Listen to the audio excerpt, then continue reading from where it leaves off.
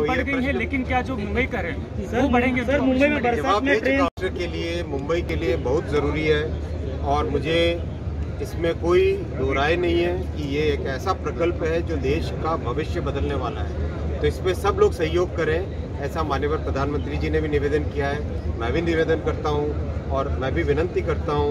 मुझे लगता है कि बहुत जल्दी इस पे काम। सर एसी लोकल को लेकर सवाल है। मैंने बताया ना आपको, सर एसी लोकल का बता चुका सर 5th और 6th निर्णय बहुत सारे ऐसे विषय हैं जो आप तो लगातार जीएम साहब से, डीआरएम साहब से मिलते हैं, बहुत सारे विषय उनसे भी पूछिए ना। सारा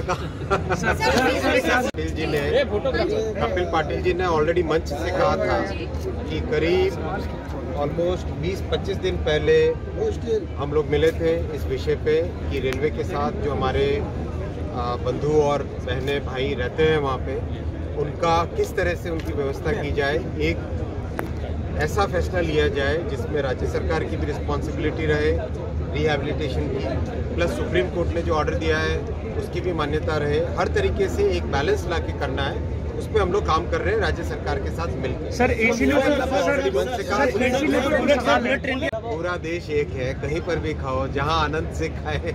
सर मुंबई कोच फैक्ट्री का बात चल रही है, तो उसके बारे में फिलहाल क्या स्टेटस है?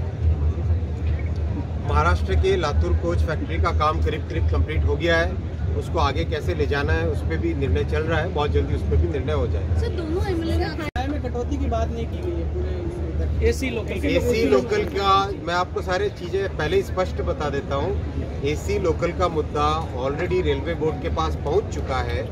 किस तरह से इसका एक जन उपयोगी, जनहितकारी समाधान हो, उसके ऊपर बहुत तेजी से काम चल रहा है, बहुत जल्दी इस पे निर्णय होगा। सर उसमें फर्स्ट क्लास का क्या होगा जब एसी लोकल का?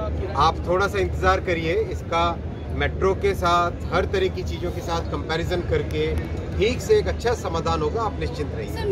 उसके एक हिस्से में लैंड एक्विजिशन का काम चल रहा है, बाकी के हिस्से में बहुत सारी मल्टी स्टोरीड बिल्डिंग्स हैं, उसका समाधान अभी निकालना बाकी है। सर जैसा कि आप जानते हैं, घर रखने के लिए रेलवे क्या कर रहा है? बहुत अच्छा आपने प्रश्न पूछा है। ठाणे भारतीय रेलवे के इतिहास में सबसे महत्वपूर्ण स्टेशन है। इसका जो ऐतिहासिक धरोहर है, इस ऐतिहासिक धरोहर को मेंटेन करते हुए ठाणे रेलवे स्टेशन का कंप्लीट रीडेवलपमेंट किया जाएगा, इसको वर्ल्ड क्लास बनाया जाएगा। साथ ही साथ इसकी हेरिटेज वैल्यू है, जो ऐतिहासिक वैल्यू है, उसको भी मेंटेन किया जाएगा। सर सामने आज भारत के यशस्वी प्रधानमंत्री श्री नरेंद्र मोदी जी के कर कमलों द्वारा रीवा और ठाणे के बीच में 5वीं और 6ठी लाइन का लोकार्पण किया गया। इससे मुंबई करो, ठाणे करो और कल्याण करो, सबको बहुत बड़ा फायदा मिलेगा। डेली 1 लाख से अधिक पैसेंजर इन दोनों लाइनों के कारण ट्रैवल कर पाएंगे आराम से, और जो लंबी दूरी की ट्रेन है और लोकल ट्रेन है, इसके बीच में एक सेपरेशन, एक अलग से दोनों को अलग अलग सुविधाएं मिले, वो एक सुविधा आज हो पाएगी। तो इसका मुंबई के लोकल ट्रांसपोर्टेशन में, सबर्बन ट्रांसपोर्टेशन में एक बहुत बड़ा एक नया अध्याय खुला है। एक बड़ा जो ट्रैफिक है जिसकी हम बात करें, टोला का देखिए, कई वर्षों से ये प्रोजेक्ट पेंडिंग था। मोदी जी ने आने के बाद में 2015-16 में इसको प्रोजेक्ट को फंड्स एलोकेट किए।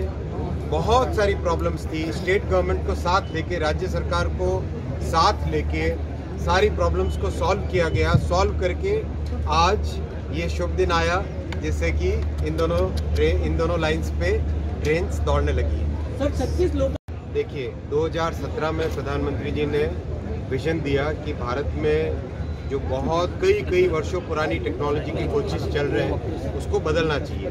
तो 2019 में पहली 2 वंदे भारत आई, बहुत अच्छी चल रही है, दुनिया भर में उसकी आज एक पहचान बनी है, और दुनिया भर में लग रहा है कि भारत ने कैसे 180 किलोमीटर पर आवर की ट्रेन बना दी, उसकी हाई स्पीड ट्रेन है, कैसे ये बनाई।